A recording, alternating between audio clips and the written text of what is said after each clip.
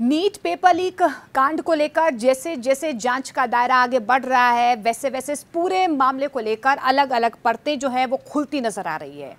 कई ऐसे किरदार हैं जो हैरान करने वाले हैं, लेकिन सबसे बड़ा किरदार या इस पेपर लीक कांड का सबसे बड़ा मास्टरमाइंड कहे जाने वाले संजीव मुखिया से जुड़े इस वक्त की सबसे अहम खबर आ रही है। और खबर यह है कि संजीव मुखिया को कोर्ट की तरफ से नो कोर्सिव, जी हाँ, नो कोर्सिव आदेश मिला है, यानी कि उनकी अग्रिम जमानत उन्हें आज की सुनवाई के बाद मिलती है या नहीं मिलती है, या जो कोर्ट की तरफ से आदेश दिया गया है यही आदेश आगे जारी रहेगा, इस पर संशय बरकरार है। लेकिन नो कोर्सिव आदेश जो कोर्ट की तरफ से दिया गया है, यही वजह है कि संजीव मुखिया की गिरफ्तारी अभी तक इस पूरे मामले में नहीं हो पाई है। लेकिन संजीव मुखिया के ही इर्द गिर्द ये पूरी धांधली, ये पूरा स्कैम जो है वो मुड़ता हुआ नजर आ रहा है। और संजीव मुखिया इसलिए भी मास्टरमाइंड कहा जा रहा है नीट पेपर लीक मामले का, क्योंकि कई और पेपर लीक के जो मामले सामने आए हैं उनमें संजीव मुखिया की भूमिका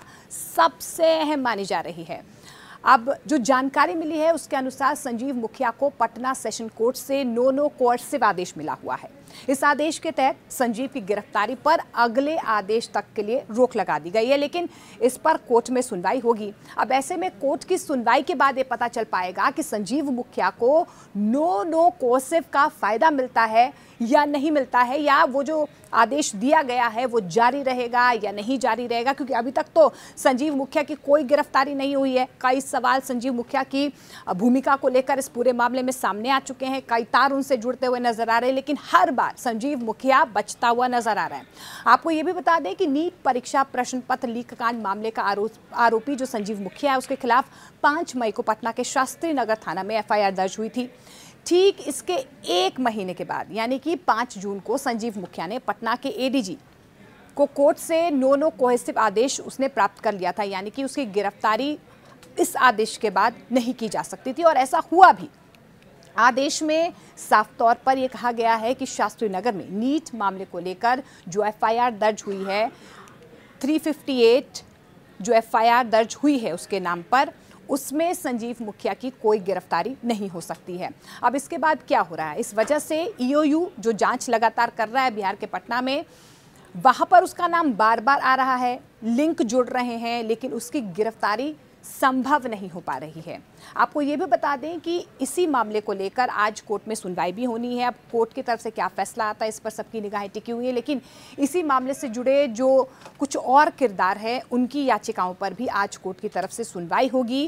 कोर्ट इस दौरान संजीव मुखिया की तरफ से दायर अग्रिम जमानत याचिका पर भी सुनवाई करेगा, और सुनवाई के दौरान कोर्ट इस पर निर्णय लेगा कि संजीव को कोर्ट की तरफ से मिला नो कोर्सिव आगे भी लागू रहेगा या नहीं लागू रहेगा। अब आपको संजीव मुखिया का बैकग्राउंड भी फटाफट से बता देते हैं कि आखिर संजीव मुखिया का नाम इस धांधली में, स्कैम में सबसे ऊपर क्यों आ रहा है और कहां का संजीव मुखिया रहने वाला है। दरअसल आपको बता दें कि संजीव मुखिया मूल रूप से नालंदा के नगर नौसा का रहने वाला है। फिलहाल वो फरार चल रहा है, उसकी गिरफ्तारी नहीं हो पा रही है। संजीव मुखिया सॉल्वर गैंग का पुराना मेंबर रहा है। पिछले 2 दशकों से वे कई जो भी एंट्रेंस एग्जाम्स होते हैं उसकी सेटिंग में भी शामिल रहा है, और पुलिस ने इसे एक बार गिरफ्तार भी किया था इसी मामले पर।